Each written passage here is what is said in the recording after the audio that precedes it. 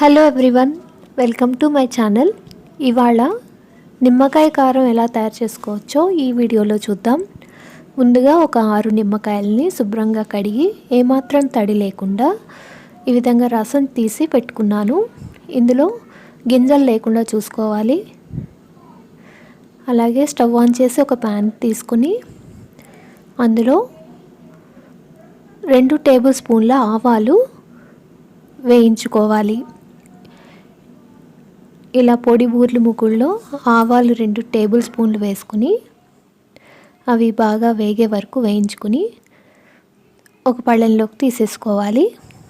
ఇప్పుడు అదే ప్యాన్లో 2 టేబుల్ స్పూన్ల మెంతులు కూడా వేసుకుని వేయించుకోవాలి. ఈ విధంగా పొడి బూర్లు ముకుల్లో ఈ మెంతుల్ని వేసి వేయించుకోవాలి.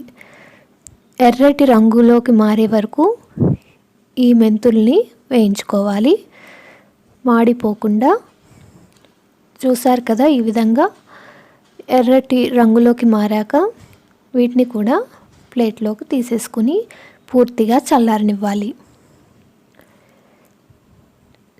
ఇప్పుడు ఇదే ప్యాన్లో కొద్దిగా ఆయిల్ వేసుకుని ఒక 15 ఎండుమిరపకాయలను వేసి బాగా వేయించుకోవాలి. ఈ నిమ్మకాయ కారానికి మనం 6 నిమ్మకాయలు తీసుకున్నాం కాబట్టి ఒక 15 ఎండుమిరపకాయలు అయితే సరిపోతుంది. ఇంకా కారం ఎక్కువ తినేవాళ్ళైతే ఇంకొన్ని వేసుకోవచ్చు. ఇలా వేయించుకున్న ఈ ఎండుమిరపకాయలు కూడా ఒక పళ్ళెంలోకి తీసుకుని పూర్తిగా చల్లారనివ్వాలి. ఇప్పుడు ఇదే ప్యాన్లో కొద్దిగా ఆయిల్ వేసుకుని కొద్దిగా ఇంగువని వేడి చేసుకోవాలి. ఇంగువ నూనెని కాచుకోవాలన్నమాట. కొద్దిగా ఇంగువ వేసి ఇంగువ వేగాక స్టవ్ ఆఫ్ చేసి దీన్ని కూడా పూర్తిగా చల్లారనివ్వాలి. ఇప్పుడు ఆవాలు మెంతులు పౌడర్లా చేసుకోవాలి. అలాగే ఎండుమిరపకాయలు కూడా చల్లారాక ఈ విధంగా పౌడర్లా సిద్ధం చేసుకుని పెట్టుకోవాలి. ఇప్పుడు ఈ నిమ్మరసంలో ఒక టేబుల్ స్పూను ఉప్పు వేసుకోవాలి. రుచికి సరిపడా ఉప్పు. అలాగే మనం తయారు చేసి పెట్టుకున్న ఆవాలు మెంతుల పౌడర్ ఉంది కదా, అది 2 టేబుల్ స్పూన్లు వేసుకోవాలి. ఈ మిశ్రమానికి 2 టేబుల్ స్పూన్ల ఆవపిండి మెంతిపిండి సరిపోతుంది. అలాగే మనం ఎండుమిరపకాయలను కూడా వేయించి పౌడర్లా పెట్టుకున్నాం కదా, అది కూడా ఇందులో కలిపేసుకోవాలి. ఈ నిమ్మకాయ కారం చాలా బాగుంటుంది.